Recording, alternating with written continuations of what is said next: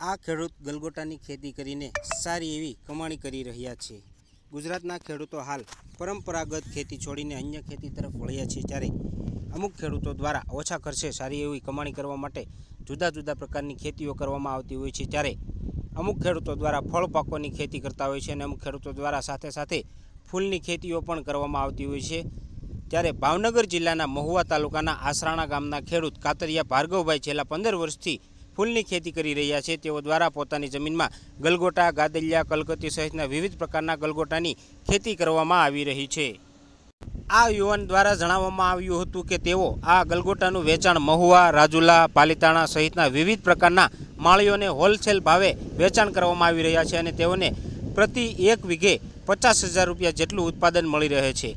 તેઓને જણાવ્યું હતું કે તેઓને પ્રતિ 1 વીઘે 2,000 રૂપિયા જેટલો આ વાવેતર કરવામાં ખર્ચ થયો હતો। ખેડૂતે જણાવ્યું હતું કે મોટા બજારોમાં વેચાણ કરો છો તો તમને પ્રતિ કિલોના 60 થી 70 રૂપિયા ભાવ મળી રહે છે। તહેવારો દરમિયાન ગલગોટાની ભારે માંગ હોય છે, ત્યારે ખાસ કરીને દિવાળીના તહેવારોની આસપાસ બજારમાં ગલગોટાના ફૂલોનો ભાવ 100 રૂપિયાથી લઈને 150 રૂપિયા સુધીના પ્રતિ 1 કિલોના ભાવ ખેડૂતને મળી રહે છે। ગલગોટાના ફૂલોની ખેતીમાં પાણી આપવાની જરૂર પડે છે। ગલગોટાની ખેતીમાં 5 થી 6 વખત પાણી આપવું પડે છે। ગલગોટાના ખેતીમાં 15 થી 20 દિવસના અંતરે પાણી આપવું પડતું હોય છે। ગલગોટાના ફૂલની ખેતીમાં દેશની ખાતર સાથે યુરિયાનો છંટકાવ કરવામાં આવે છે, જેથી ગલગોટાની ખેતી વધુ સારી બનાવી શકે છે।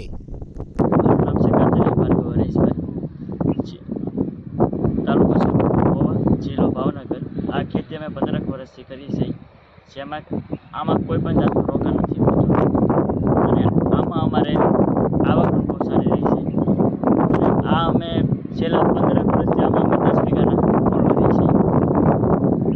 આ ગલગોટામાં અમારે કોઈ પણ જાતની રોગ જેવું કોઈ આવતું નથી અને આમાં બસ ખાલી એક મજૂરી ખાલી નિદામણનો ખર્ચ થાય છે અને આમાં અમારે 1 મહિનાની આવક 5 લાખ રૂપિયા થાય છે અને જેમાં કે અમે છોડની વાત કરી તો કલકત્તી છે, લેમન છે, ગુલાબ છે, ગલગોટો છે, બિજલી છે, આવી વગેરેની અમે છોડની ઉછેર કરી છે અને જેમાં કે છોડ બળે નહીં એ માટે અમે નેટ હાઉસ કરી।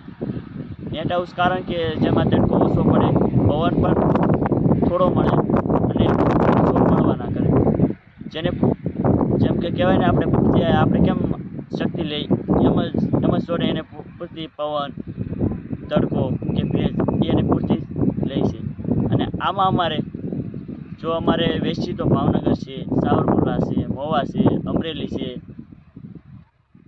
રાજુલા છે, આવા અમે વિવિધ શહેરોમાં અમે વેચી છે અને આમાં અમારે મજૂરી ખાલી ગણીએ તો અમે 50,000ની મજૂરી થઈને મહિને અમારે 5 લાખ રૂપિયા આવે છે। ભાર્ગવભાઈ, ખાસ પૂછવાનું કે આ તમે ગલગોટાની ખેતી છેલ્લા 15 વર્ષથી કરો છો, તો આ ગલગોટાની ખેતી રોપ તૈયાર થયા પછી જમીનની તૈયારી કેવી રીતે કરો છો અને રોપણી કઈ રીતની કરો છો તમે?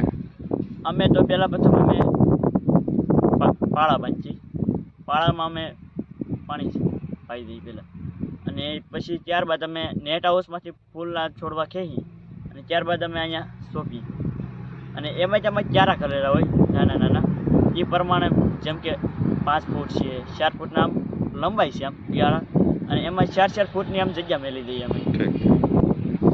ભાર્ગવભાઈ, ખાસ વાત તો એ છે આ ગલગોટાની ખેતી આપણે કરીએ છીએ, છોડ મોટો થાય તે આ ખેતીમાં ખાસ કરીને જીવાતોનું જોર વધતું હોય છે અને ખેડૂતો પરેશાન થતા હોય છે, તો આ ગલગોટાની ખેતીમાં કોઈ એવી રોગ જીવાત આવે છે કે કેમ, તો એનું નિયંત્રણ કઈ રીતે કરવું તે જરાક વિગતથી જણાવશો ને? જો આમાં તો પણ પહેલાં પ્રથમ કોઈ પણ એક રોગ કે કોઈ પણ જાતની એક દવા કે રોગ તેવું કાંઈ આવતું નથી। આમાં એકે પ્રકારના માલ કે ઢોર કે કોઈ ખાતું નથી। આમાં બસ આ ખાલી કડવું એક છોડ આવે છે, જેના કારણે કોઈ પણ માલ કે જીવાત કે કોઈ બેસી ન શકે।